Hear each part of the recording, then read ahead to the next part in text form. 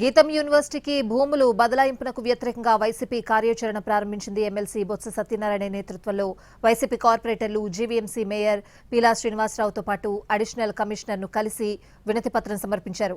ఎల్లుండి జరగనున్న కౌన్సిల్ సమావేశం అజెండాలో 15వ అంశంగా ఉన్న గీతంకు భూముల అప్పగింతను తొలగించాలని డిమాండ్ చేశారు.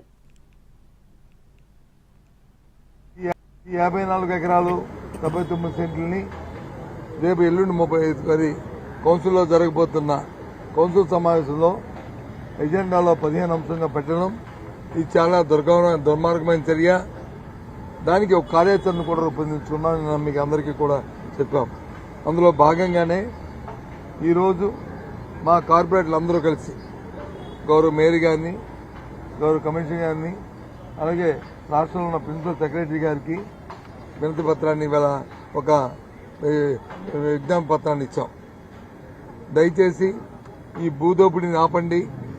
ఈ ముఖ్యమంత్రి గారు కుటుంబ సభ్యులు చేస్తున్న ఈ ఆదుకున్న భూదాహానికి ఏదైతే 5,000 కోట్ల రూపాయల సంబంధించిన భూమిని ఇది దోచుకోవడం సమంజసం కాదు, దీన్ని ఎజెండాలో పెట్టొద్దని చెప్పని ఇవాళ మొదటి విధిగా